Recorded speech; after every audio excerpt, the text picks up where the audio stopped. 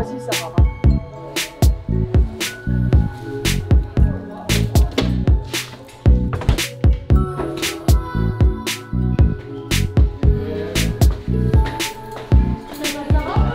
Oui, moi j'appelle Sarah, oui. Ici, nous sommes un institut médico-éducatif, donc on a comme mission d'accompagner des enfants et ensuite des jeunes adultes. Au Jean Marin, on ne recrute pas nécessairement les collaborateurs en fonction de leur qualification. Donc Sarah fait partie de ces salariés qui ont pu justement bénéficier de cette opportunité-là. Et on la considère tous comme une salariée à part entière et avec ses particularités à elle. Le centre d'ouverture, c'est le 29 juin 2021. Exactement. Oui. Tu fais le calendrier toi aussi? Moi, je vais faire les admissions. Je vais faire la présence IMP, IMPRO. Hein. C'est facile. C'est vraiment facile. Et moi, je recopie les choses. Hein. L'écriture. Hein. Elle raconte plein de choses. Hein. Comme les personnes handicapées. Hein. Sarah, on s'est rencontrés en 2015 dans l'autre établissement où elle était auparavant.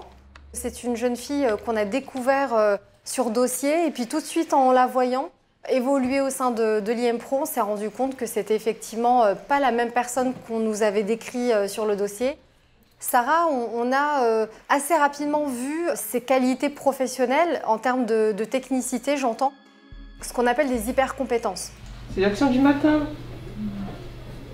Je me pense de ne pas aller sur Internet hein, et d'aller chercher le courrier dans la boîte aux lettres. Et ce sont ces points-là, ces points forts, qu'on va utiliser pour justement renforcer ce qui est encore difficile pour elle, puisque un collaborateur qui n'a pas de filtre, un collaborateur qui peut aussi dire les choses de manière un petit peu plus naturelle, c'est quelque chose dont on n'a pas trop l'habitude dans le monde du travail, mais en parallèle, c'est une professionnelle qui est digne de confiance. Qu'est-ce que tu fais, Sarah? Moi, je vais en pause en salle de repos. Hein, ok, pour très écouter bien. de la musique. Hein. À tout à l'heure, Sarah. À tout à l'heure, Nina.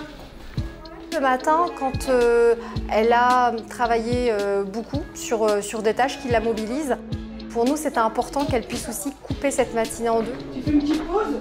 Oui, on fait une petite pause jusqu'à 45. Hein. D'accord, jusqu'à 45 la petite pause. Pour l'arrivée de Sarah, on a aménagé particulièrement plutôt son poste de travail et ses horaires de façon à ce qu'elle ait un rythme qui lui corresponde. Maintenant, on n'a rien fait au contraire de particulier parce qu'on souhaite aussi la traiter comme une véritable salariée et qu'une vraie salariée, elle n'a pas plus de droits ou de devoirs que les autres. Moi, je vais écouter de la musique. Hein. Moi, je vais écouter Passy. Hein. On peut pas plaire à tout le monde. Hein. Sois fier, faire un futur sans baisser son fut. Bosser au Panthéon, tout à l'heure. pantalon, médaillon la foi, fier quitte à déplaire, fier et fonceur dans le foutoir ici-bas. On peut pas plaire à tout le monde et je veux pas plaire à tous. On travaille en silence. Hein. On fait les classements et faire l'ordinateur. Hein.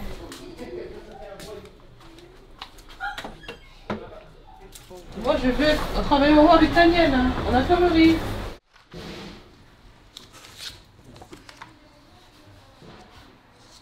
Je précise qu'on ne se parle pas beaucoup, hein, Oui. parce que Sarah travaille en silence. Oui. Ah, c'est mon travail tout de suite, on n'est pas là à lui dire... non, il n'y a pas de tout ça avec Sarah. On lui a proposé un CDD et puis on continue la formation non-stop pendant 1 an et renouvelable une autre année. Est-ce qu'on peut avancer sur les admissions, s'il vous plaît? On a commencé à travailler avec Sarah, avec des séquentiels, avec une boîte à faire, et après une boîte faite. Tout était détaillé, je prends la pochette. Insérer le certificat de travail, insérer la copie du bulletin, insérer les 2 bulletins, insérer les documents de formation. On accroche des choses pour toi, là, Oui. sur ce tableau-là. Oui, ok Daniel. Qu'est-ce que tu voudrais qu'on accroche? On accroche les séquentiels.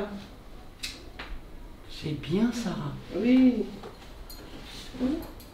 Et au début, elle travaillait en bas. On avait essayé de faire moitié-moitié, mais l'accueil, c'est trop... Il y a trop de passages. C'est pas possible. Déjà, c'est la nouvelle secrétaire des Jean Marin qui remplace Karen et elle donne son bébé à la maison. On peut se dire, elle sera pas capable de faire ça ou ça, mais au final, on se rend compte qu'ils sont aussi compétents que nous. L'effort qu'elle doit faire, c'est prendre le temps de faire d'écouter ce qu'on lui dit, les consignes, parce qu'elle a tendance à vouloir aller trop vite. Dès qu'on commence à expliquer, Elle veut tout de suite attaquer. À tout à l'heure, Leila. À tout à l'heure, Sarah. Tu as pâté? Oui, j'ai bien pâté avant d'aller manger. Hein. Super. D'accord. Bon, on se rejoint en salle du personnel. Moi, je la prends vraiment comme une collègue lambda. Je veux pas lui faire ressentir qu'elle a un handicap. On apprend à travailler avec elle, on apprend à communiquer avec elle, et elle a vachement d'humour. Donc, il y a quelque chose qui se crée entre nous, je pense, avec Sarah et toute l'équipe. Des fois, elle cuisine, Sarah. Elle fait ses petits légumes. Bon appétit. Merci.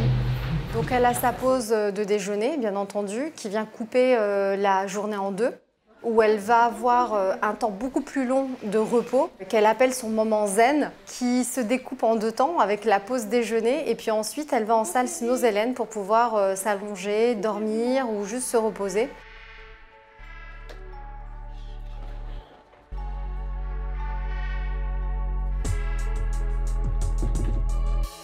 Moi, je me sens zen.